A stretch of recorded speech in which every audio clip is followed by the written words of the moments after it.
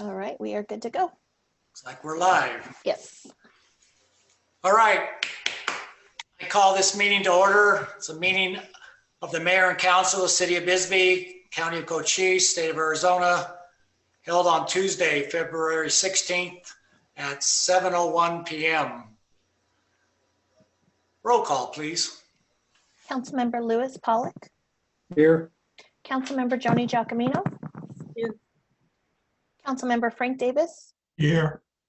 Mayor Ken Budge. Here. Councilmember Leslie Johns. Here. Councilmember Joan Hanson. Here. Mayor Pro Tem Anna Klein. Here. City staff Teresa Coleman, City Manager, Ashley Coronado, City Clerk, Carrie Bagley, Finance Director, Joelle Landers, Personnel Director, Jesus Haro, Public Works Director, George Castillo, Fire Chief, Joe Estes, City Attorney. Well, thank you everybody for joining us tonight. For the invocation tonight, for a moment of silence, we lost another, what I think is one of the old timers in our town that I know I had a lot of respect for. And that of course is David Morales. He was our Justice of the Peace. I know he swore me into this council member seat, or a council member seat, several times. And not only was he a minor, he was our Justice of the Peace. He was a police officer. He served the city in so many ways. And the last few times I remember him was going over to the Queen Mine tour, and he was still doing tours at the last there. And I really appreciated him. I just want everybody to give a moment of silence in his remembrance and give his relatives the best. Thank you.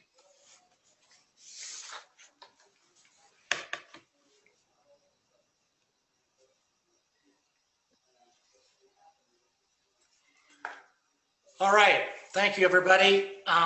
No real proclamations. I will be letting everybody know I'm pulling agenda item 15 due to some conflicts in some of the wording. So that may come back before us at another time. I was informed I don't have anything called to the public. I think I do have. Let me be clear, there was a few letters for that number 15 that I pulled, and I hope that you'll resubmit your letters, after which time that appears on our agenda again. I do have one letter for item number 14. We'll hold that till then. So I don't think there's any other call to public letters. Am I correct? You are correct. Okay, great. All right. So moving forward, we'll go to general business. Accounts payable, please. Do I have a motion? I move that we pay accounts payable in the amount of $208,445.41. I second that. Second. So I heard a motion to pay accounts payable for $208,445.41. Do we have questions to that motion? Anna, go ahead, please. The only one I have is on page 3, and it's for $918.85, and it's to Jim's Electric to replace outdoor lighting. What outdoor lighting got replaced?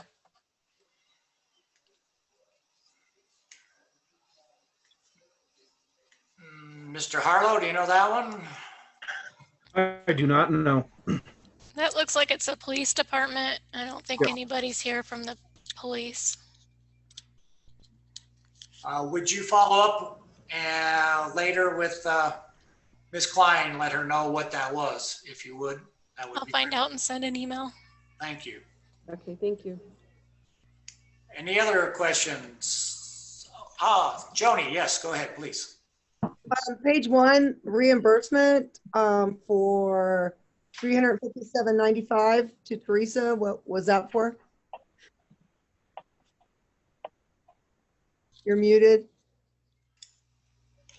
Mileage reimbursement Or where did you go? to the conference in Sedona. Oh, okay, so it's a split. You're just playing catch up. Okay. Anything else? Anyone else? All right. All those in favor of paying accounts payable in the amount of $208,445.41, please indicate by saying aye. Aye. Opposed? No? So moved. Accounts payable is paid. Moving on to the consent agenda. We have 3 items. Approve one of the minutes. We have a new person that has applied for the Evergreen Seminary Committee and one that has resigned. So can I have a motion to approve the consent agenda, please? I move to approve the consent agenda as presented. Second. Second. Just for Ashley's sake, which second do we count? I didn't hear. I got Mr. Pollock down. Okay, great. Thank you. Any items anybody would like pulled on the consent agenda? Seeing none. I ask for approval. All those in favor of approving the consent agenda as posted, say aye. Aye. Opposed, nay. Ayes have it, so approved. Number 2 consent agenda is approved. All right, we'll be moving on to old business. Give me a minute just to catch up here. Looks like this is the second reading of discussion and possible approval of ordinance O-20-01 to rezone 103-62-489. This is at 60 Main Street from R1 to CM2. Does anybody have anything further to speak to on this item? Okay, seeing none, do I have a motion, please?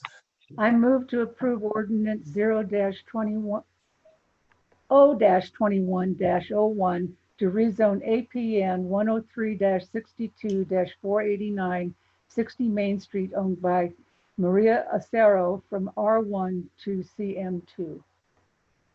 I second that. All right, we have a motion and a second. Any further discussion? Seeing none, I call for the vote. Although, a roll call, please. Councilmember Pollock, Aye. Councilmember Giacomino, Aye.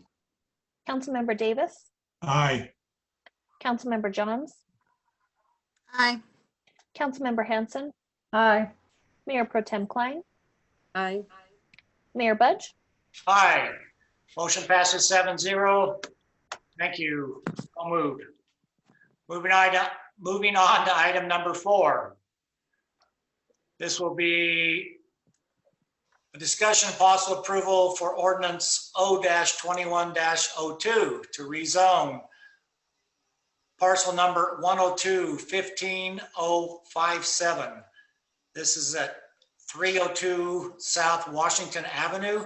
This is owned by the city of Bisbee. We rezoned from C2 to RM. This is the second reading.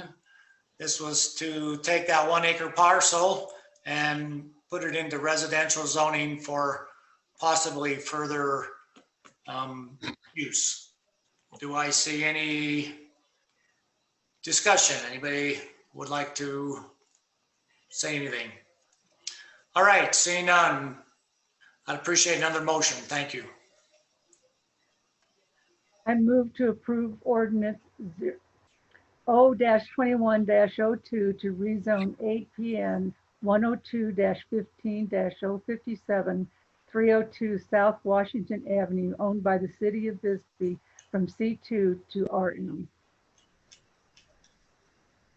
I'll second it. All right, we have a motion by Joan and a second by Frank to approve the rezoning of parcel 102-15-053 that is owned by the city of Bisbee. Roll call vote, please. Councilmember Pollock, Aye. Councilmember Giacomino, Aye. Councilmember Davis, Aye. Councilmember Johns, Aye. Councilmember Hanson, Aye. Mayor Pro Tem Klein, Nay. Mayor Budge, Aye. Motion carries 6-1. So moved. On to old business, item number 5. This is discussion of possible approval of ordinance 02103, amending articles 5.3.2, special provisions for the historic district by adding 5.3.2B1D, establishing the right to rebuild utilizing the setbacks of a demolished or burnt structure on the same parcel in the historic Bisbee Historic District.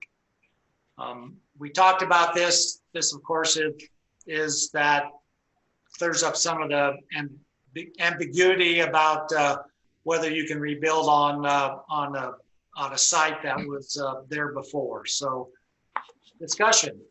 Anyone have anything to discuss? Raised hands.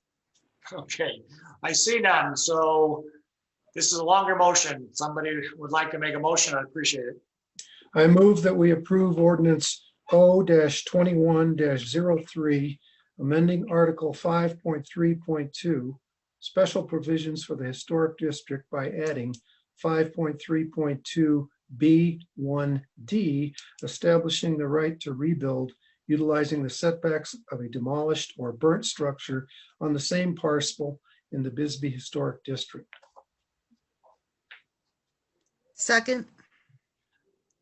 Okay, we have a motion by Lou and a second by Leslie.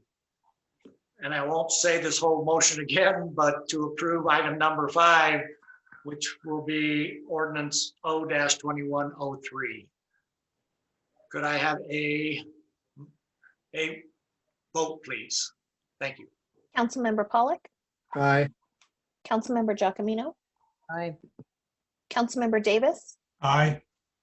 Councilmember Johns, Aye. Councilmember Hanson, Aye. Mayor Pro Tem Klein. You said an aye, I'm sorry. Aye. Thank you. Mayor Budge, Excuse me, that is an aye. Also passes 7-0. Item number 5, so moved. All right, one last old business. This is item number 6. This is the second reading. It is a discussion and possible approval of ordinance O-21-05.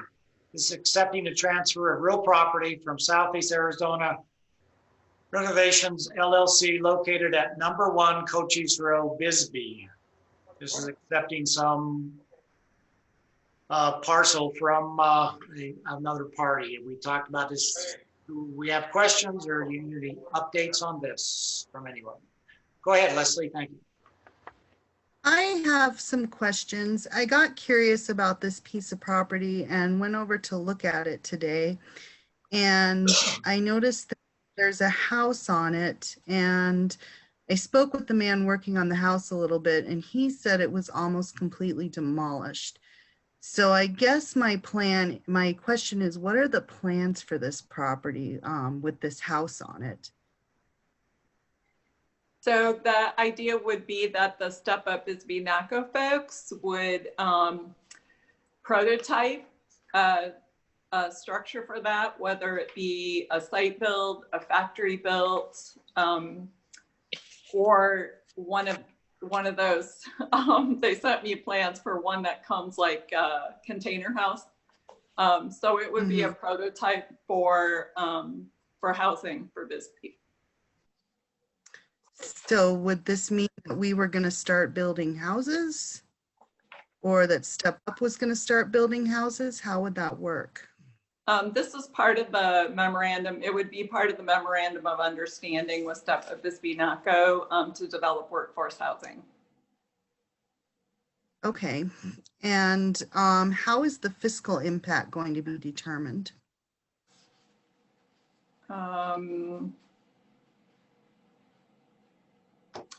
As far as what? Well, I mean, are we going to have to pay to demolish this house that's on the property once we Actually, take it over? yeah. So this could potentially be a project under legacy funds that were Step Up Bisbee NACO was awarded legacy funds for the workforce housing program. So this potentially would come from those funds. Okay, thank you. That's You're all my welcome. questions. Okay. I see a hand, Joni. Please go ahead. I also stopped by since it was in my ward, and I talked to the gentleman who told me that the place needs to be demolished completely because of the sad shape that it's in, and he was in salvaging. And he told me that it was going to cost no less than $15,000, probably more, to demolish it. Is that legacy fund going to be able to cover that? I believe that the legacy fund that Step Up Bisbee NACO received was for $50,000. Okay. I too am a little concerned as far as, you know, we're getting these places and then they're not even livable. So, you know, how much money is going to be put into this versus how is it going to be affordable? Because if you're bringing in a modular, modulars aren't cheap.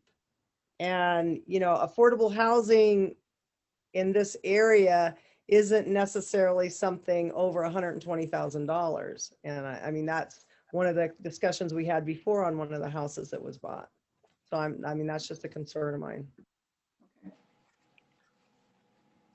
All right, I have a couple of quick questions. One is, acquiring this property didn't cost us anything, so we're basically getting the value of the lot for no, am I correct? Ms. Right. Right. The LLC covered all of the expenses to obtain a warranty deed for the property, and they will transfer it to the city by warranty deed. So I have to look at it and say, what does this lot, what would this lot cost? You know, if we just went out, if somebody just were to go out and buy the lot, if it's less than what it would cost to take down the house, then basically we got the lot for free. Now, any addition to that, which would be through Step Up Bisbee, they would fund the building of it, and then, you know, hopefully, this is kind of new ground we're touching, but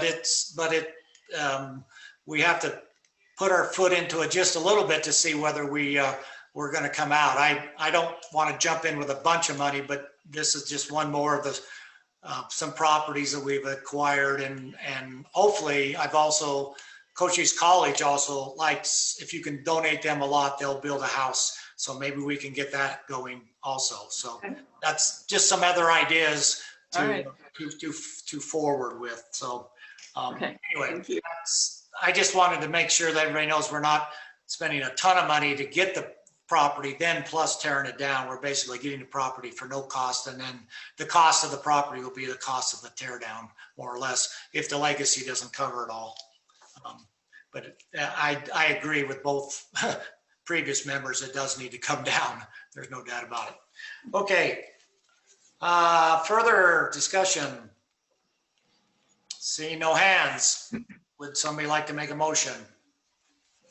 I move that we approve ordinance 021-05, accepting the transfer of real property from the Southeast Arizona Renovations LLC, located at 1 Cochise Row, Bisbee. I second. All right, we have a motion by Frank and a second by Joan to accept or to approve ordinance 0-2105, accepting the transfer of real property located at 1 Cochise Row. Have a roll call, please. Councilmember Pollock, Aye. Councilmember Giacomino, Nay. Councilmember Davis, Aye. Councilmember Johns, Aye. Councilmember Hanson, Aye. Mayor Pro Tem Klein, Nay. Mayor Budge. Aye, motion passes 5-2. All right, we're moving on to new business. This is the fun part of presentations instead of the other part.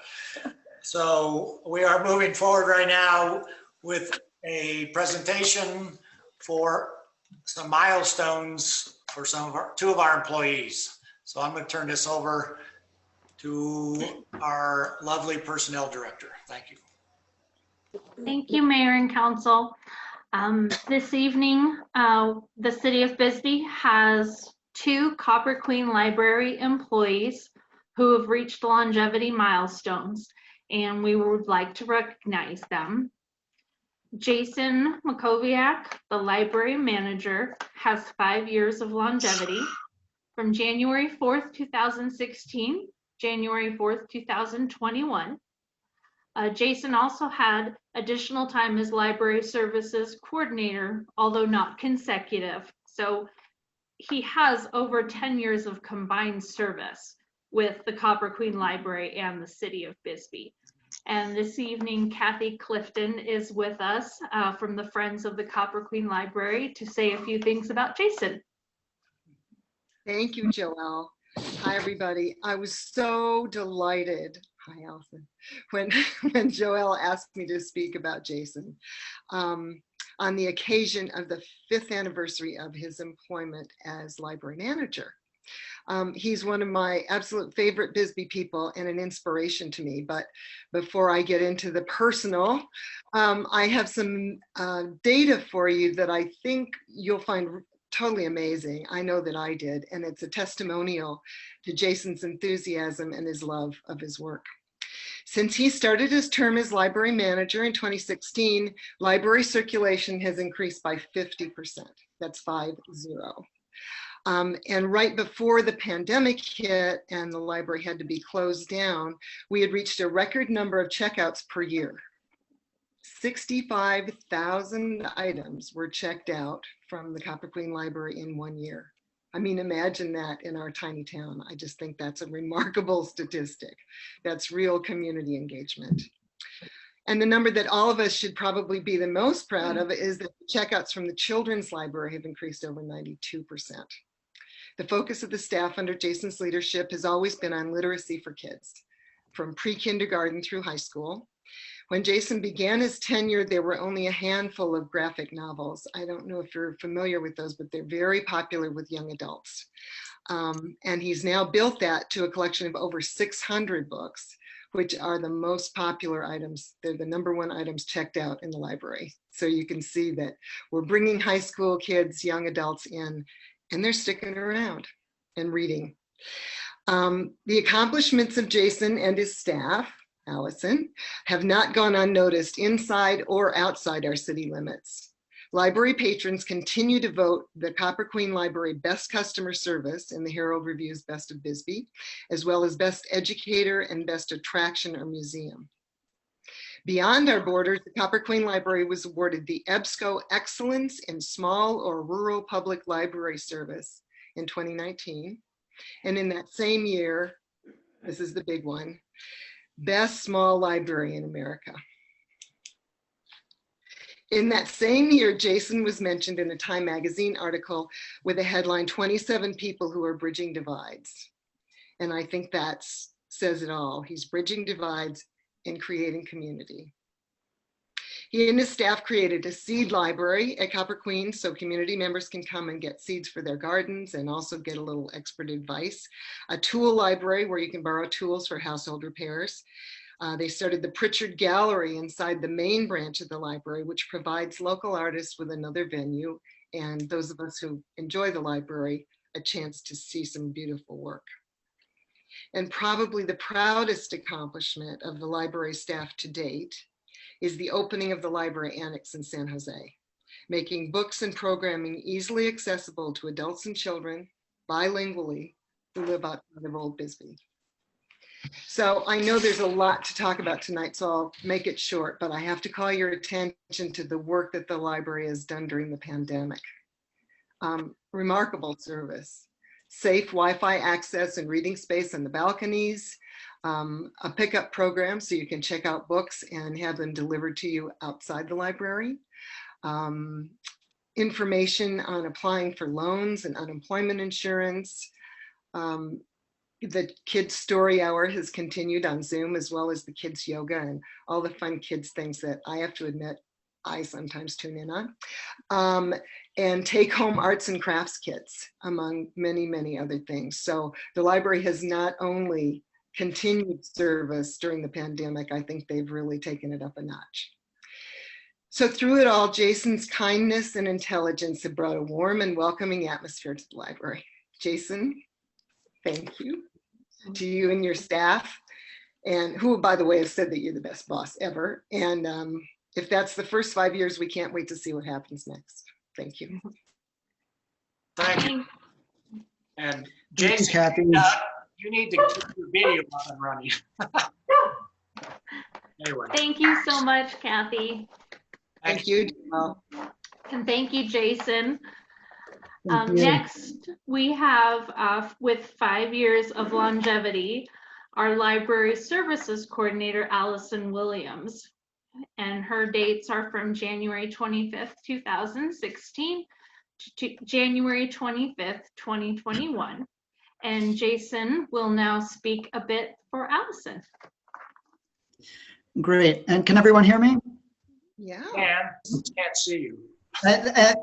I have my camera on. I promise it's me. Kathy, thank you for those kind words.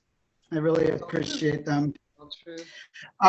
So I'm honored to have the opportunity to be here tonight with you guys to congratulate Allison Williams on her 5-year anniversary of working with the City of Bisbee at the Copper Queen Library. One of the first things I did when I started as library manager was hire Ms. Williams as our program coordinator. And on day one, Allison and I came up with a plan to make the Copper Queen Library a true community asset. And she immediately dove into work. I don't think she stopped, from that date. She started implementing programs that would eventually change the focus of the library from being just a building full of books to a building filled with voices, poetry, art, history, laughter, children, conversation, ideas, compassion. Allison's passion for this community is evident in everything that she's accomplished in her 5 years.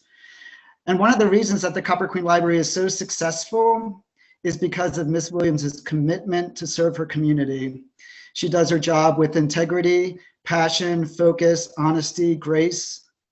Her ability to tap into our community's assets has brought into the library so many wonderful ideas and talents and resources. Over the last 5 years, Allison has written and has been awarded over $130,000 in grants and awards.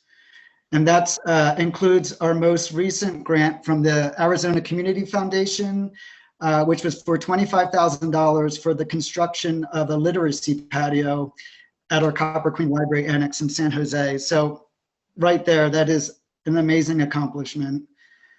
Allison has helped children in our community become artists, to become poets.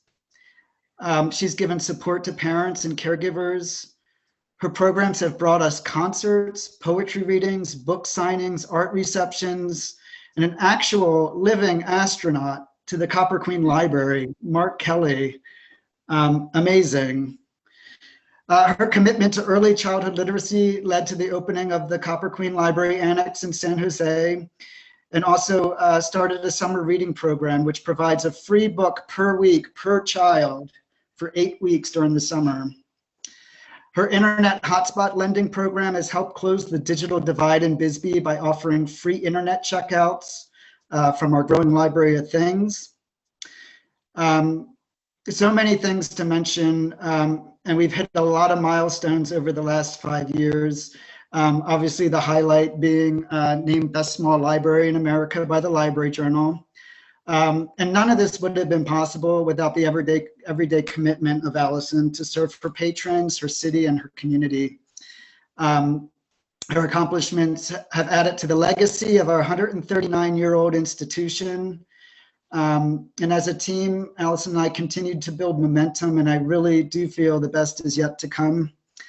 And lastly, in closing, I just want to let everyone know that Allison was nominated for the Library Journal's Movers and Shakers for 2021.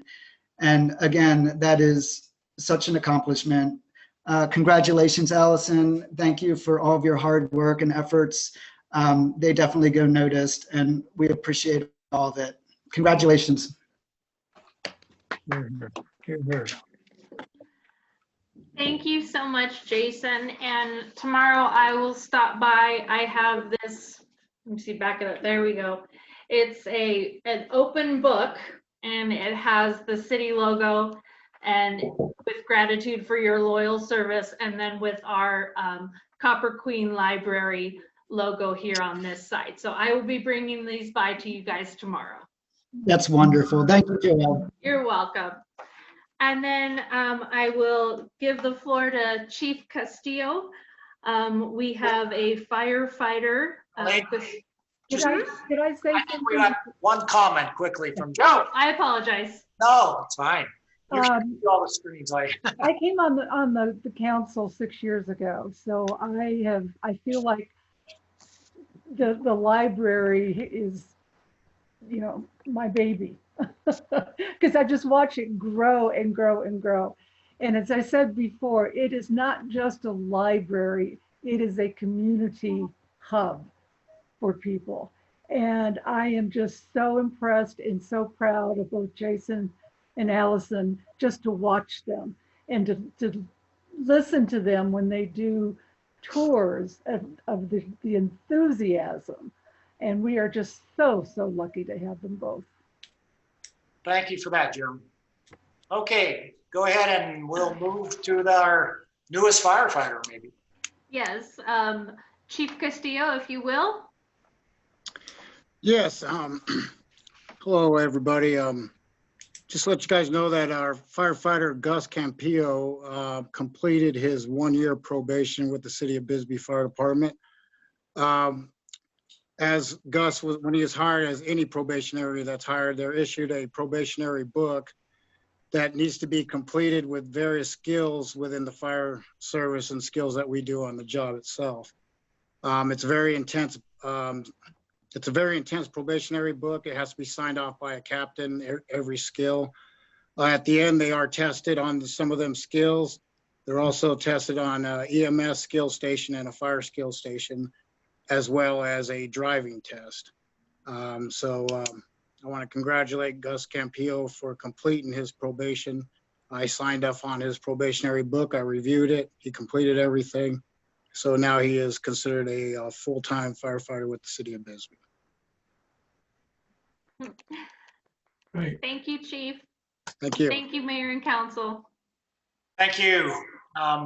We have a bunch of great employees, and it's well worth the time to take a few minutes to recognize these longevity rewards, and even the short ones for a year, because it's what keeps our city clicking along. So, all righty, let's move on to agenda item number 8. This will be by our finance director. They'll bring us up to date midterm of a budget year. Carrie. Hello, Mayor and Council. This is a mid-year review of the city's financial position. I didn't want to reread what I already is in your packet, but I wanted to mention a couple of bigger points, I guess. The biggest concern, I guess, is the general fund, since all the other funds are like reimbursable grants or self-supporting, like sanitation and wastewater.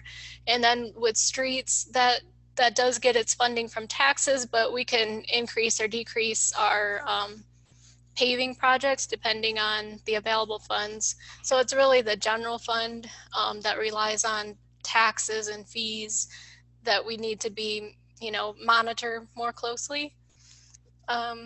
So the general, as of December, it appeared that the general fund would end the year approximately $637,000 short of expected revenues. The sources of revenues falling furthest behind are the city sales tax, ambulance-related revenue, and interest revenue.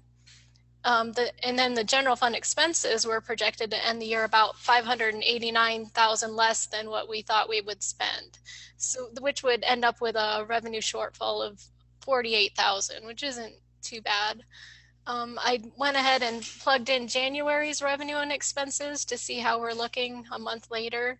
the revenue still looks about the same, about 633,000 short of expected. But now the expenses look closer to about 403,000 less than what we thought we would spend, which ends up being a $230,000 revenue shortfall. And this can fluctuate, through the rest of the year, depending on whether or not revenues, increase or decrease. But the expenses look, pretty much on track. And I don't expect any large expenses to come up between now and then. So I guess if projected revenue continues to drop each month from the expected shortfall we have right now, the shortfall could be more severe. We just need to monitor it and then possibly come up with a plan on how to make that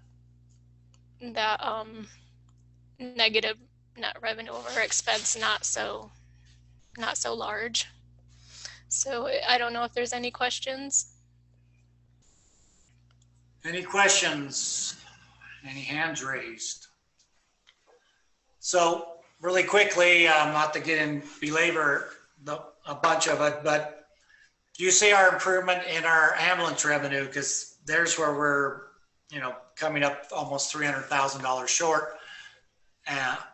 Improving it all. I guess I could ask George if our manpower has come up and our ambulances are available and working. That's one of our big revenue drivers. I know we have the new fees that are now involved, right? And the higher ambulance transport fees, Carrie. Are you looking at that, or how do you see that? Carrie? Okay. So I did talk with our rep at our ambulance biller so she could maybe look and see why our revenue is so far behind. She did mention some calls that needed to be addressed. And then once they get answers to those, they can submit those claims. She said there's about 57,000 in claims there. And then there's also, quite a bit in 90 plus days past due. They'll send those to collections. So, and then she thought it looked like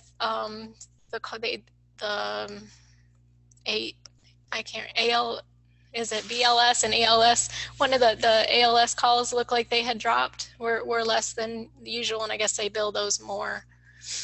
But it looked like the call volume was where it was expected to be. So, and along with the new rate, we should have ended the year at the 800,000 that we had projected. So it looks like it's mostly just uncollected. Ambulance is a big part. All righty. Joni, I see a hand. Go ahead. I'm just curious to date how much the bill collectors have collected for it. You have that? Do you mean our debt collection agency or our ambulance biller? No, just the debt collection. I don't have that figure. I can get it. I don't have that. Okay, please do. Yeah. Okay. Any other hands? Okay, this is for a presentation. I would recommend, and I don't know if I need to say this, but our illustrious city manager will have to watch expenses along with, with the income, because that's the only other way to make it up is not spend so much. Anyway, all right. Moving forward, item number 9. This will be, item number 10. 9. 9. 9. Lord. Yes, it is. Thank you. I zoomed ahead I went too far. This will be a public hearing on notice of intent to increase the transient room tax, or our bed tax rate. Go ahead. I guess we need to do a public hearing. let's hear from the staff and then I'll open the public hearing. Harry? Or whomever? Oh, sorry. This is just the public hearing for the intent to increase the transient room tax from 2.5% to 5%. That was already approved by the voters back in November. So this is just to go ahead and pass the ordinance that's required. Okay. So I will open this public hearing on the increasing our transient room tax from 2.5 to 5%. I will ask for anybody in the public that supports this. Have we heard from anybody, Ms. Coronado?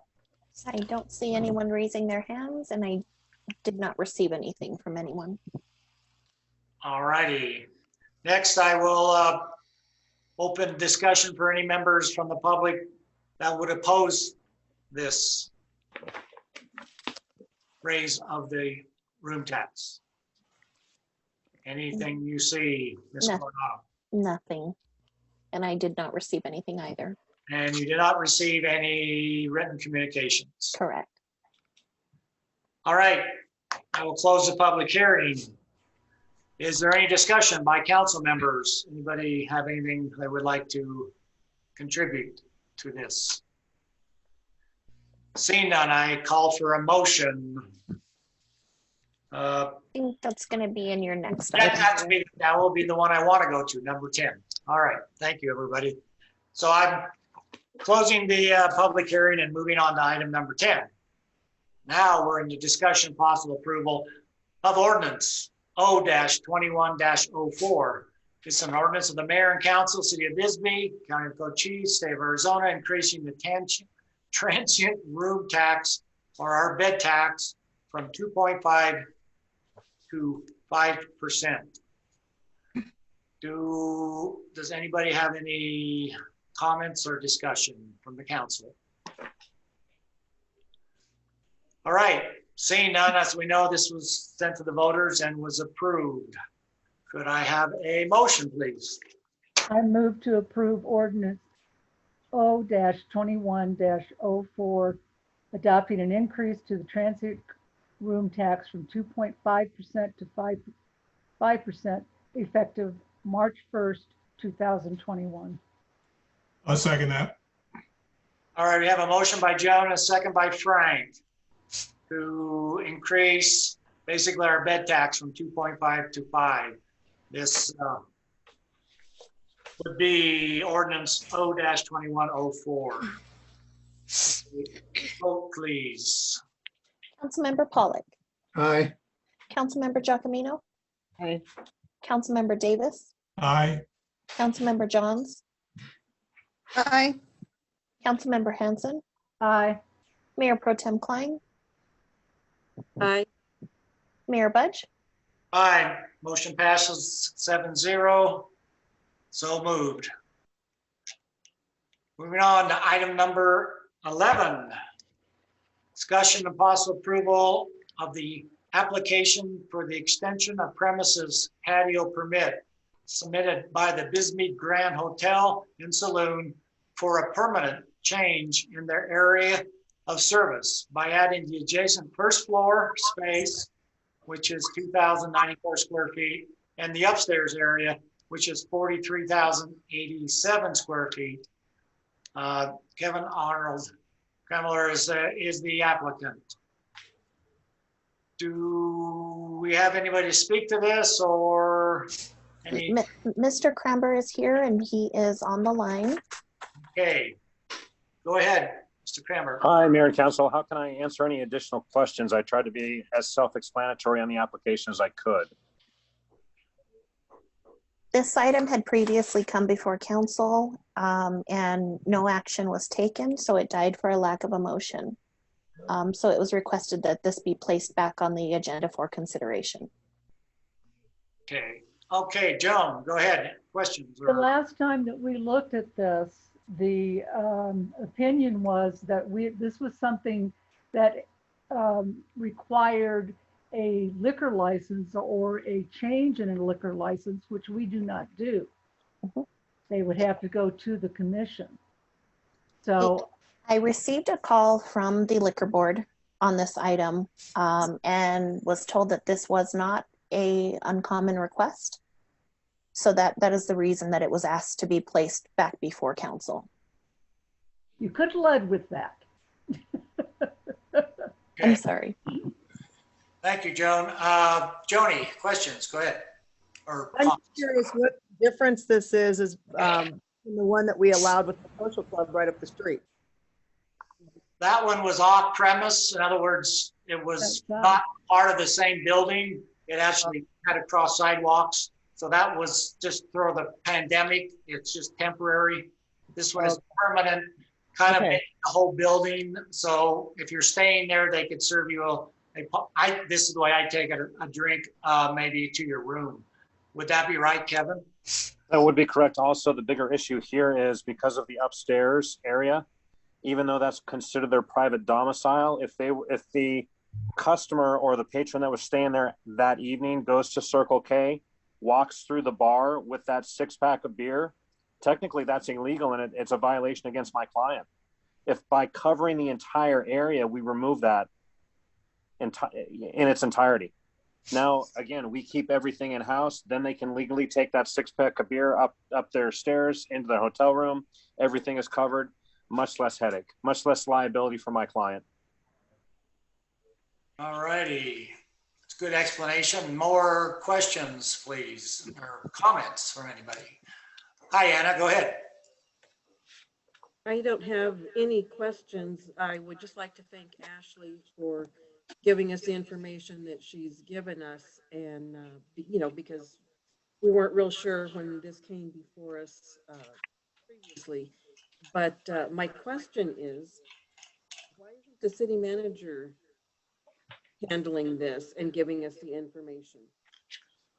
Usually the liquor board calls me because I'm listed and all the applications run through my office and we do all the postings, things like that. Thank you, Ashley. I appreciate it. Do I see any other questions or comments from anyone? All right. I know that this came before when I wasn't the mayor, but it seems to be cleared up somewhat better now. Does somebody have a motion about this they would like to make? I move that we approve the application for extension of the premises patio permit submitted by the Grand Hotel and Saloon for a permanent change to their area of service by adding the adjacent first floor, 2,094 square feet, and the upstairs area, 4,389 square feet. I second. All right, we have a motion by Frank and a second by Joan to approve item number 11. I'll let it go with that. Could I have a roll call vote, please? Councilmember Pollock. Aye. Councilmember Giacomino. Aye. Councilmember Davis. Aye. Councilmember Johns. Aye. Councilmember Hanson. Aye. Mayor Pro Tem Klein. Aye. Mayor Budge. Aye, motion passes 7-0. So moved. Thank you, Kevin. Thank you all. You bet. Bye-bye now. Bye. All right, on to agenda item number 12. We're getting there, guys. Discussion of possible approval to go into the Board of Appeals for a building code with a public hearing to render a decision on appeal BBA 01-21 filed by Richard Sanders, property owner of 502 Powell Street, and discussion and possible approval to come out of the Board of Appeals for the building code. So I'm going to make a motion to go into the Board of Appeals for this building code violation. And I would like to hear first from the appellant and any expert witness he may have. Is he on board, Ashley?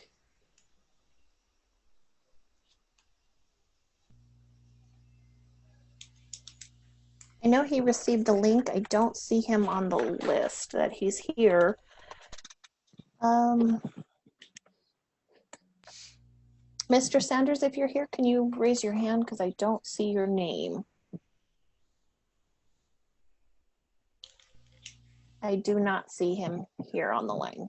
So I'm going to vary just a little bit, and I know this is out of order, but maybe you can try to give him a call, Ashley, while Sure. we hear from the building inspector on his side. If we can get a hold of him, I would really like to hear, of course, have his side presented. So Absolutely. just to move forward, Joe, could you give your take on this, if you would, please, sir? Mayor and council, these are unfortunate circumstances and unusual. And I've been here for 7 years now, and we've never had a meeting of the appeals board. But what happens is that the life and safety that are issues that are in the code have to be paramount. And to me, I don't believe that they're negotiable, nor should they be negotiable. And I hope you guys read my staff report that I gave you. But the building code is based on a lot of it. These kind of regulations are based on incidents that cause death and injury. They're not punitive, but they if we were to waive those requirements, there's extensive and unending liability that the city would have. And it's a slippery slope once you start changing and giving exceptions to the code for people. And there's consequential thinking that has to happen. That Mr. Sanders chose not to get a building permit. It was a big project. I think it was probably a conscious decision. And if we had talked prior to this, that we would never be here. And that's usually what happens with people. That we have discussions. We talk about different ways, and they present something. I say, well, could you adjust it a little bit? And it winds up being something that meets code. That I'd like you to uphold the findings of staff, who I guess is basically me. But there's as the appeals board, you don't have any authority to waive the requirements of the code. And I think that's what you would be doing if you decided that Mr. Sanders did not have to meet the requirements that are specifically listed in table 302.11. Thank you. So just really quickly, while we're waiting for Mr. Sanders, if he can get here, the issue here for the public that may not have seen this is about a setback. Joe, could you explain what by fire code that there needs to be a setback from a property line in order to protect not only his premise, but the one that's next to him? Yeah, it protects both from each other, the setbacks. And well, we historically, in the past, these weren't used, but currently we have to use what we currently know. But the table 302.11, as I was talking about, it gives the minimum fire separation distances for different the walls, projections and openings in walls and penetrations, and the different requirements. They have firewalls on both sides of the wall. There is firewall under the eaves. There's these different things, but I'd like to point out that even in table 30, which you guys have also table 302.12, which is how homes that are entirely fire sprinkled, you'll notice that on projections, which is what our carport is, that there's no, with 1 hour fire resistance on the underside, which is to say 5/8 drywall usually, that you can build no closer than 2 feet, even under those circumstances, to the property line. Okay, looks like we. Ashley, Hello, can anybody hear me? Seems like we have of the appellant or the owner on online now. So, Mr. Sanders, if you would like to, you'll have your time to present your case to us. Thank you.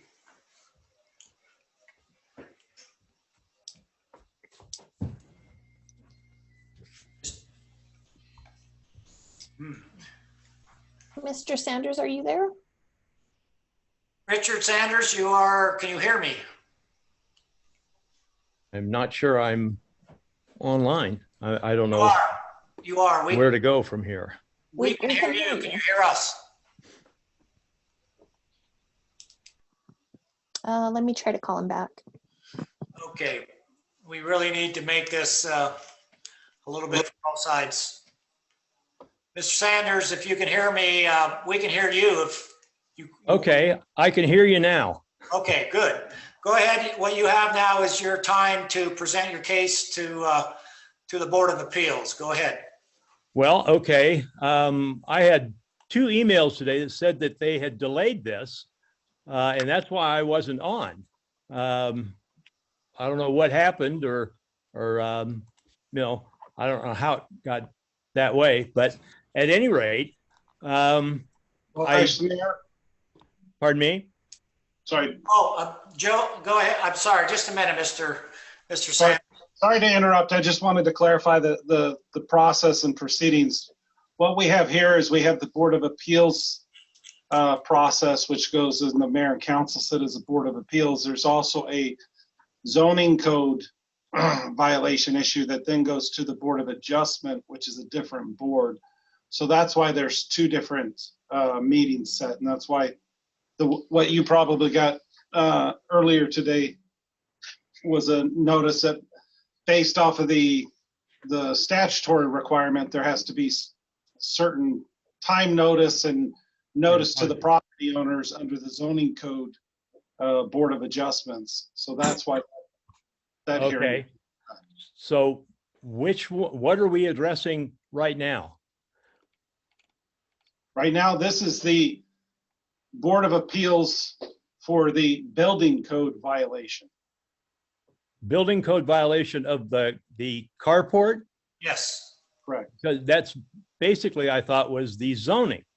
Because the issue that I was led to believe it wasn't a problem with the construction or anything on the carport.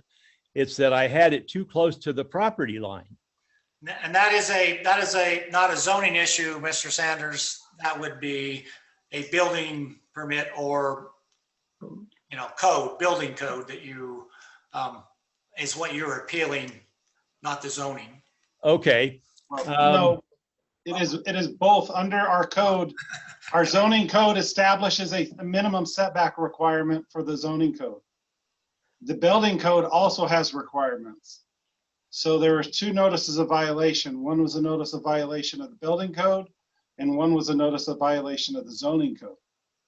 So the mayor and council, as a Board of Appeals, hears the building code violations, and the way that the code is set up, the Board of Adjustments hears the zoning code violations. Okay. Thank you, sir. I have to apologize myself because in all the years I've been there, I've never actually been to a Board of Appeals. It's always been gone to the other board. But this is about the building itself and what you presented. If you could, Well, the violation of building on the carport. Yes. Okay. I initially built a deck in the back, which Joe is aware of. And I looked up on the town's website to find out what I had to do with the deck that I was building. And the information that I got at that time led me to believe that if it was not over 30 inches tall, 30 inches or less, I did not need a permit. So I went ahead and built the deck, and then I was going to go ahead and do the carport. Well, I never checked or got around to trying to find out exactly what the rules were about setbacks. I know living here in Warren, I see all kinds of things that are right on property lines and everything else. So I figured, okay, I'll go ahead and do it that way, because that way between the side of the house and the property line is 9 foot 3 inches. And that we can just get a car in there at that width. If I have to go back, and I've heard several different distances that I have to stay back. When Joe first cited me, I was told by him that it had to be 2 feet back from the property line. Then I was told, no, it has to be 3 feet. And then I got a message the other day that said it has to be 5 feet. So if I have to go 2 feet back, we can't get a car in there. If I go 3 feet, we certainly can't get a car in there. I have to go 5 feet. I probably can't even get a bicycle in there. So it's one of those things, you know, I'm willing to do whatever I can to try and leave it where it is. I have already painted a lot of it with flame retardant paint. I'm willing to hang 5/8 drywall under it to stop, you know, give an extra period of time for fire protection under it. And if I have to, I'd even be willing to do fire sprinklers under it. Having to move it back to 2 feet from the property line, I'm not sure what good it's going to do me because I can't get a car in there. So that's kind of where I'm at. I'm willing to work with whoever, whenever, for whatever we can do, so I can keep the carport. You know, it's just one of those things that I never really thought about. All right. A rebuttal from Mr. Ward, if you have one, this is your chance. Yes, I'd like to clarify that the fire separations, they vary. They begin, the restrictions begin at 5 foot, and it gets progressively more strict up to 0. With the projections, of course, like I said before, you can only go 2 foot within 2 feet of the property line. But I never told Mr. Sanders that 2 foot, 3 foot, and 5 foot. He's confused by what he was told regarding the different fire separation distances. So that, from what I see on the paperwork, it would be 2 feet. Is that right, Joe? There's nothing less than 2 feet on the projections, which the carport is. All right. One more chance, Mr. Sanders, if you'd like, you have a rebuttal. If you'd like to add anything before I turn it over for questions from the council. Well, I think the only other thing I could say is I finally was able to get in and read some of the zoning codes. And in part of the zoning codes, I want to say it's section 5 or 7. I don't know for sure right offhand. But it said that the setbacks can be determined by the properties in the same community, that it, you know, this is an addition, and we're in Warren, and there's the setbacks are not necessarily the same everywhere. And That's a zoning issue, and I think that goes before the other board. Am I right, Joe? That is good. That is not germane to this. Okay. You know, that will be your argument before the other one. So anything else? I just want to try to keep it on track. I think that's about all I can say is I'm willing to do whatever it takes to try and keep it where it is. If I have to move it back 2 feet, I guess I will do that. At one time, Joe mentioned that I could use steel construction on part of it. And I said I'd be willing to do that. It's extremely costly. But, you know, it looks good on the house, and I'd like to keep it. All righty, thank you. You're very welcome. I'm going to call for a discussion from council members. Anybody have something to say? Yes, Lou, go ahead. I'd like to start by saying that there is a way that this problem can be solved through engineering. I just want Mr. Sanders to know that. I'm not here to tell him what that solution is, but if he hired a professional structural engineer, I'm sure that man could come up with the same solution that I've come up with. I'd like to point out the Board of Appeals for the Building Code states the decisions of the building inspector is presumed valid and should be upheld by the board if there are sufficient facts in the record which support the building inspector's decision. And I'd like to list those facts as I see them. Number one, no permit was acquired for this project. If that had been done, we wouldn't be sitting here discussing this right now. You are correct. Number two, the fire marshal has backed the inspector's decision. Number 3, the board has no authority to override the code, which is stated in this document. Number 4, no adequate design to ameliorate the problem has been submitted yet, although I can understand Mr. Sanders' desire to do these things. They're not really in compliance with code. Number 5, and most important, 4 conditions for a variance that are listed in this document have not been met. So that's a preponderance of evidence that I believe has to be considered, and we have to rule in favor of the building inspector's decision. Okay. All right. Someone else. Yes, Anna, go ahead. Then I'll go to you, Frank. I would just like to hear from the fire marshal as to what he thinks and the fire load and stuff like that. That's why I asked Jimmy to be here. Thank you, sir. Could you give us your opinion? Thank you. Yeah. Good evening, Mayor and Council. These codes were set forth for this very reason. Fire separation. This code is there because people have died. Multiple houses have burned by one starting on fire and just jumping to the next. Even a 10-foot separation a lot of times is not enough separation. We live in Bisbee, so we see a lot of close houses, but with new construction, we need to uphold the code from the building inspector. It's just too easy for the fire to spread. We're a small department. It's gonna tax us. We start out with 4 or 5 guys on a fire. And if we have 2 structure fires at the same time, just like we did on Star Avenue, I mean, it's just overwhelming. And, you know, lives can be at danger, families, you know, it's really,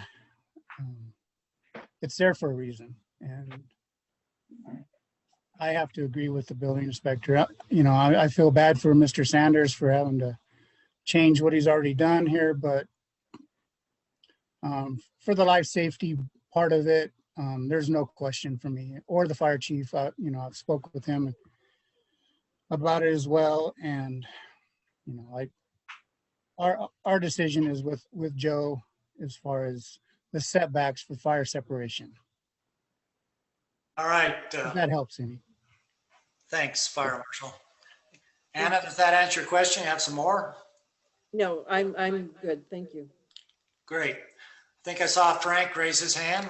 I was just gonna say I agree with the way Lou has laid this out. I think the bottom line is we can't override the code, and in this situation, it makes sense. All right. Any other comments? I will give my 2 cents as a retired firefighter. I've been on more than my share of these types of fires. And one of the problems firefighters face, and it is many times you can't fight a fire from just the front. You have to fight it from 2 to 3 sides. And in order to get back to the back side or the side or whatever, you need room to safely get beyond that flame impingement. And when I looked at this, I just thought, if that thing ever starts rolling underneath, there's no way anybody could get into the back.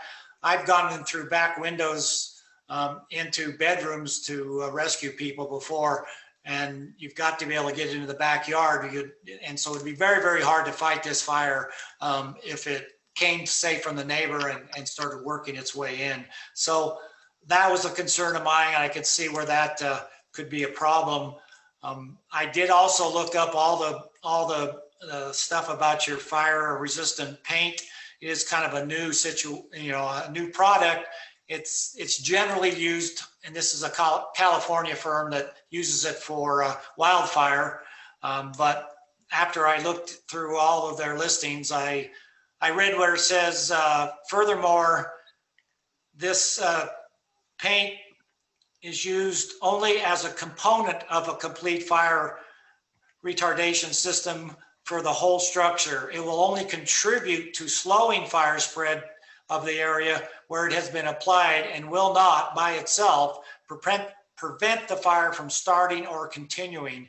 It goes on to say the product will not make the fire any less dangerous to persons or property. This is off of their website about that product. So as much as that would help, we also know that it would only last for a number of years, and then, you know, you move on and somebody uses, you know, a regular product from Ace or wherever. So I don't think that's a real good option, but I do believe there would be an option with some steel in some ways. So that might be something we could do, or you could do, Mr. Sanders.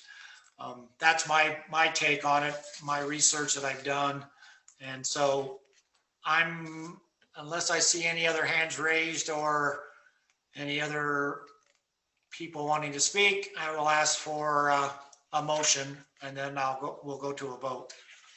I move to uphold the determination of the building inspector, appeal BBA 01-21, Richard Sanders, 502 Powell Street. I second that. All right, we have a motion by Lou and a second by Frank to uphold the appeal of BBA 01-21 at 502 Powell Street. Could I have a vote, please? Roll call. Councilmember Pollock. Aye. Councilmember Giacomino. Aye. Councilmember Davis. Aye. Councilmember Johns. Aye. Councilmember Hanson. Aye. Mayor Pro Tem Klein. Aye. Thank you. Mayor Budge. Aye. Motion passes 7-0. Motion carries. Thank you, Mr. Sanders. Thank you. You know, I appreciate the time. I'm sorry that I wasn't here when you started. That's fine. I know there's a lot of confusion when it comes to a lot of these appeals, so not a problem. I'm just glad you could be with us. All right. As I zoom down, give me a break here for a second. Trying to get to number 13. Lord, there's a lot of stuff. I need a faster. Mayor, Yes. if we could have a motion to come out of the Board of Appeals. You are, thank you. That's why we keep you here. I'd like a motion to come out of the Board of Appeals hearing. I move that we come out, leave the Board of Appeals. I second that. Motion to come out of Board of Appeals by Frank, seconded by me. All those in favor say aye.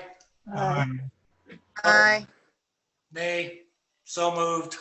Thank you, Joe, for rescuing me again. All right. All right, I'm finally down to number 13 here. So this will be a discussion and possible approval to enter into a professional service agreement with Sonner Miller and Associates for design and drainage and roadway improvements to Tin Town. Mr. Jesus, thank you.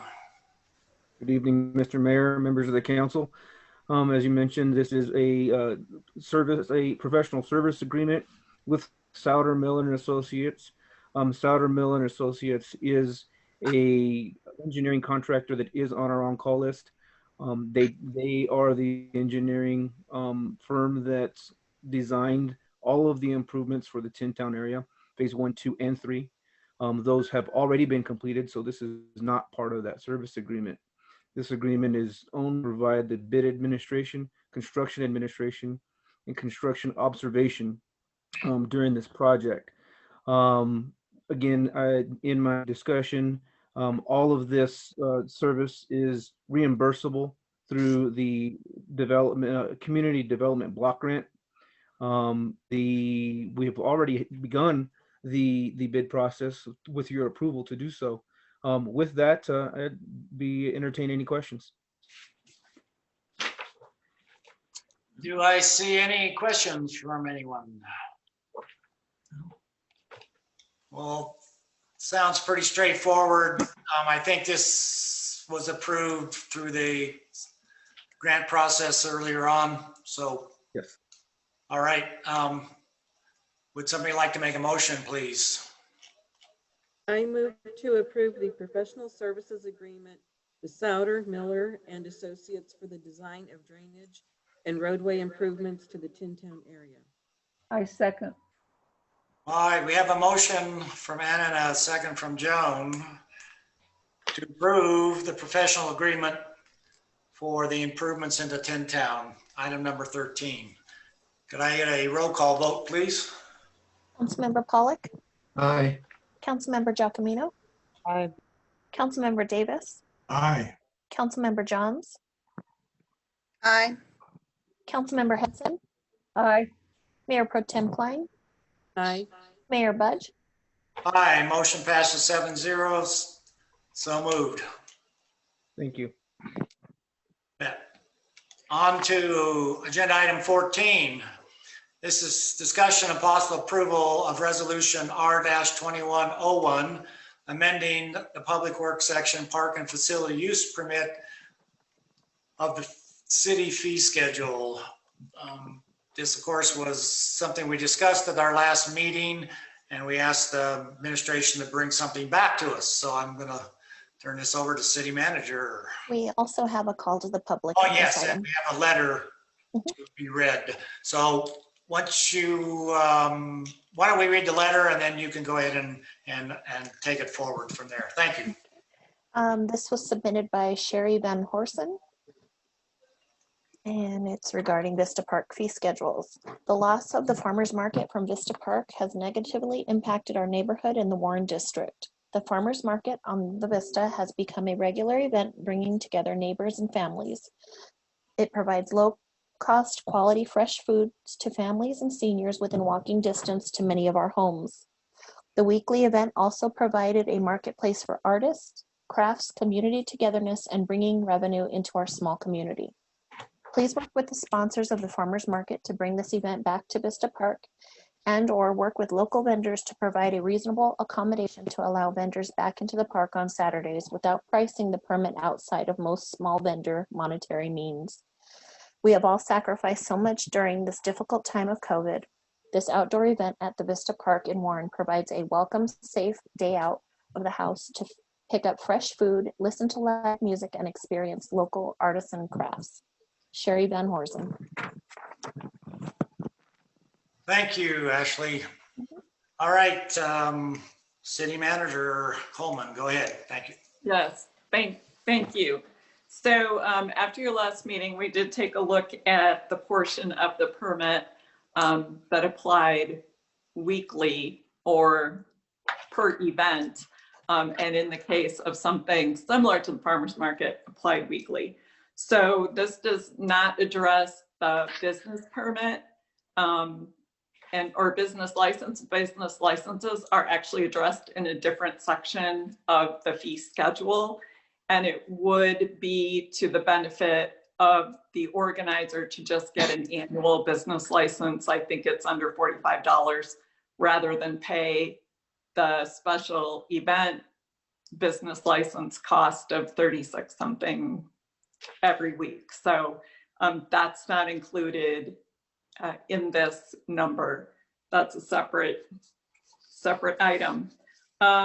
So then taking a look at an estimate for electricity, water and bathroom access, a commercial dumpster pickup, and then park staff, those fees would come to $5,200 a year.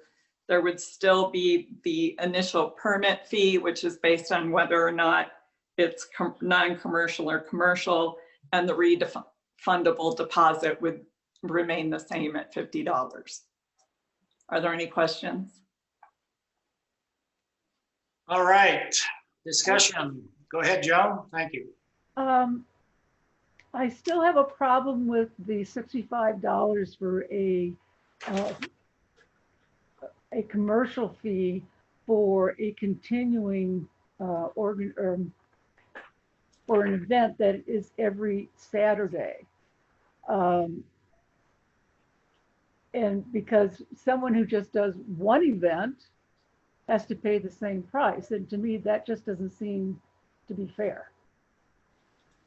That it should be more for someone who does it on an ongoing basis?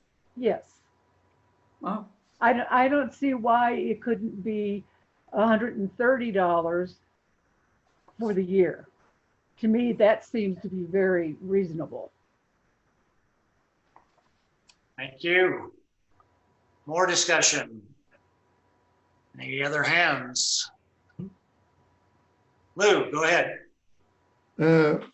For the city manager, to understand what you said earlier, we're looking at $5,200 for the year as a total event fee, plus the $112.47. Is that correct? Plus, well, 65 for the permit fee, which depending on, for example, when their insurance runs, if their insurance runs through June, they would get a permit in January. That would be good through June. They would then get a permit in June. That would be good through then the next time that their insurance is good. So they could end up having to get a permit, make a permit application more than once in a year, depending on what gets approved based on their insurance. So, and then the business license fee, which is about $45. So is that where you came up with the math? Okay. Yeah, and that's what refundable deposit. That's what I'm looking at. Okay, perfect. In the handout that came with the paperwork. Okay, now, perfect. What you just said, I interpret to mean they could pay $130 for the permit fee if they had to get it for a 6-month period and then another 6-month period. And then the $45 or $47.47, whatever it is, for the business license, correct? Yes, and that's good for a year, regardless of the permit. That would be more in line with what Joan just said. So, okay. That answers my question. Okay, now you've confused me. You want to explain it to her? Hey, Joan, so maybe just as an example, I think we'll use the farmers market. So last year they came in with an application that was for, we gave them a permit for the last half of 2020, I think based partially on their plan to deal with COVID and COVID safety. And then they would have had to reapply in December for a permit with their insurance expiring May 4th. Then most likely their permit would have been approved through May 4th. And then when they came back with the new insurance certificate, they would reapply for a permit for the remainder of the year. That, of course, in that example, could be prorated based on the portion of the year that they were approved for. But does that help? But the second time that they get it doesn't have to be done on a year, like a calendar basis, does it? Mm-hmm. It could be depending on their insurance, like everything that they provide. And in this case, the insurance would have been the limiting factor because the insurance was not good for a calendar year. So it's so every time their insurance expires. Well, in this example, for example. Yeah. Well, that still doesn't, I mean, for the 6 months or because of the insurance, right. But if they get another insurance, it's for a year, that's still only going to be $65 for that year. So it isn't $130. It depends how many permits you'd have to take out. So if you well, that's what I'm saying, and which is based on the insurance. Right. The $65 for the permit fee, in my thought process, is what it takes for us to process that through the parks, through the public works, and so on.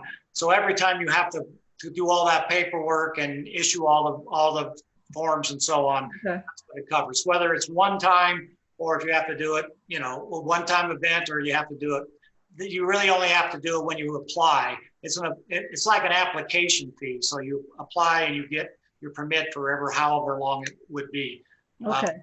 the business license is a way that instead of worrying about, this is my thought process, instead of worrying about vendor fees and having to collect those each time and we work it just like this is a small business on Main Street or somewhere else. So they pay the same for garbage. They pay the same for their yearly business permit or business license, I should say. And then all the other expenses, which is the park staff, the trash, the water, the electricity is paid. I would like to see that, going on a quarterly basis, because you don't want to have to chunk out $5,200 right off the get-go, but it could easily be, done in sections as it's held. But that's my thought process on it. I jumped in there, but anybody else? Frank, go ahead. Yeah, I think that it boils down to approximately $100 a weekend, 52 weekends, which is a pretty reasonable price, it would seem, to run this event. So I think the city's done a good job looking at this. It covers our costs, which is what we want to do. We were subsidizing it before. At least we'll break even with this. Go ahead, Joan. Okay, so the cost for that $5,200, this is just estimates, so it's not going to be is it going to be the actual cost or just this? Yeah, electricity will cost you $10 a weekend, the water and the bathroom $25. So that's not necessarily, that may or may not cover the cost. This is what administration says should. I mean, that's what we asked that there covers. If you notice, they raised the park fees to 2 hours instead of 1, just to make sure that that the time it takes to open and close and maybe pick up or do whatever is covered. So that's the kind of the overall, the way I see it. More comments, anyone? So overall, my last little say on this would be that I mean, all events cost something within the city, and we kind of support them. If it's a big one, the Blues Festival or the 1000 or drilling and mucking, I mean, we prepare things. The Public Works goes out and sweeps the streets and cleans things up. All those things we contribute toward these events because, they're part of our town and bringing people here. Same with this. We're going to have, incidental stuff of the park upkeep and so on and so on. But, the basic run-of-the-mill costs of hiring a police officer or providing a car or us having to pay the water bill, this should handle it. And for $100 a weekend, I would hope that anybody that would want to do a year-round event in one of our parks or other places could easily handle that and still feel like they could put a little money in their pocket for all their trouble. That's kind of where I think this will make it simpler for Public Works to process these and we don't get so tied up into this and that. So it will not do away with the COVID situation or the other permits and stuff that are needed. Those we're still tied to, but this will take care of the money end of it. So, all right, I've said my more than 2 bits. So anyone else? Well, all right. And since I kind of brought this to you all, I'm going to make the motion to approve. I move to approve resolution R-2101, amending Public Works section park and facility use of the city fee schedule. Do I have a second? Second. Thank you, Joan. Motion by myself and a second by Joan to approve resolution R-2101. Could I have a roll call vote, please? Councilmember Pollack. Aye. Councilmember Giacomino. Aye. Councilmember Davis. Aye. Councilmember Johns. Aye. Councilmember Hanson. Aye. Mayor Pro Tem Klein. Aye. Mayor Budge. Aye. Motion approved 7-0. So moved. Item number 15. It's been pulled. So we move on to item 16. This will be to go into an executive session to discuss 3 separate matters. Could I have a motion for the mayor and council to go into executive session? I move that mayor and council go into executive session. Second. We have a motion and a second to go into executive session as mayor and council. All those in favor, please signify by saying aye. Aye. Aye. Opposed? No. No. Hearing none. Motion passes. So moved.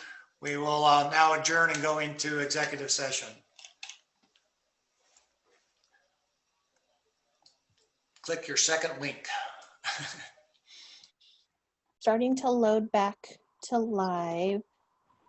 I'm going to let you run this, Anna, since it's the last part. I'm just going to mute. Okay. We gotta wait for Leslie. Okay.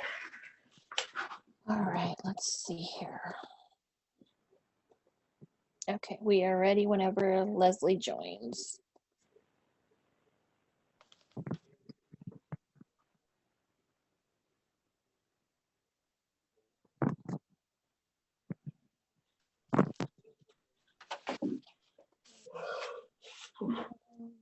Let's see.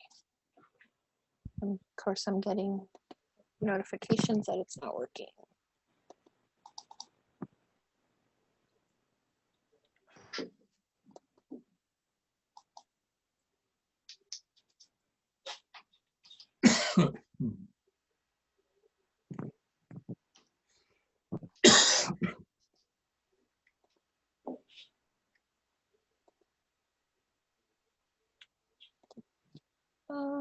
I can give Leslie a call.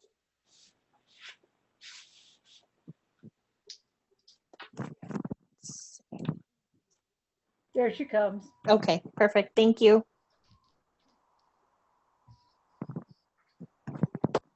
All right. I'm so sorry, you guys. I don't know what happened. I could see and hear all of you, but I wasn't popping up. That's here because now. it's so late.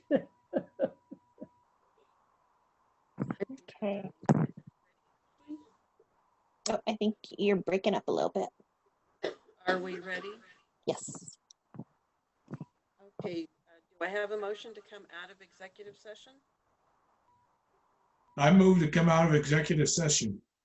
Second. Second. We have a motion and a second to come out of executive session.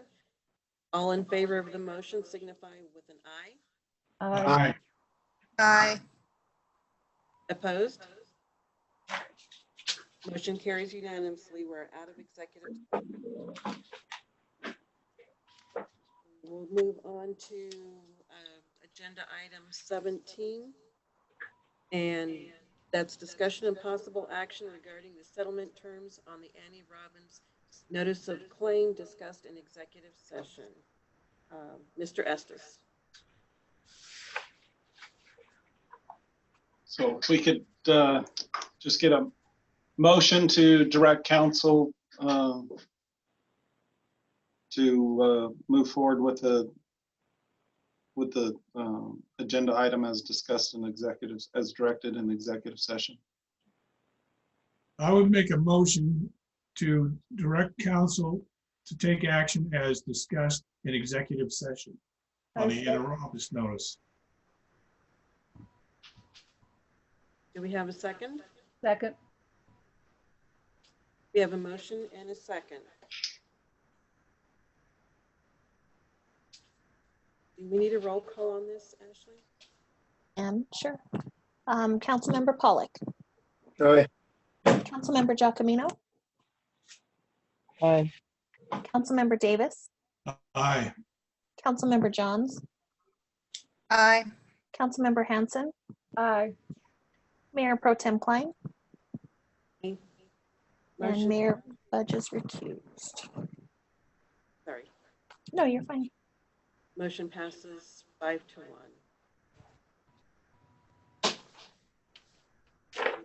On to number 18. Discussion and possible regarding the settlement terms on the Kenneth and Mary Alice Budge notice of claim discussed in executive session. Mr. Estes? Again, if we could get a motion from council, if council so chooses to move to direct the attorneys as discussed in executive session. I move to direct council regarding settlement terms on the Kenneth and Mary Alice Budge notice of claims as directed in executive session. I second that. Motion and a second. Ashley, can we have a roll call, please? Councilmember Pollock, Aye. Councilmember Giacomino, Aye. Councilmember Davis, Aye. Councilmember Johns, Aye. Councilmember Hanson, Aye. Mayor Pro Tem Klein. Aye. Motion carries 6-0. On to number 19, we've got the city manager's report. Ms. Coleman. Yes, thank you. I just have two things. One is that the city's offer of $39,000 for the property at 300 Campbell Street was accepted by USDA, and we have opened escrow on that purchase. And then the result of the tax lien auction is that the city purchased liens on 12 parcels for a total of $10,124.62. And that's all I have. Okay, thank you for the report. Do we have no council comments? Do we have a motion to adjourn? I would make a motion to adjourn. Second. We have a motion and a second to adjourn. All in favor of adjourning this meeting, signify with an aye. Aye. Aye. Motion carries unanimously. Thank you, guys. Have a good night. Thank you. Thank you, Mayor. Thank you, everyone. council. Good night. Okay, good night, all. Thank you. Have a good night. Yeah.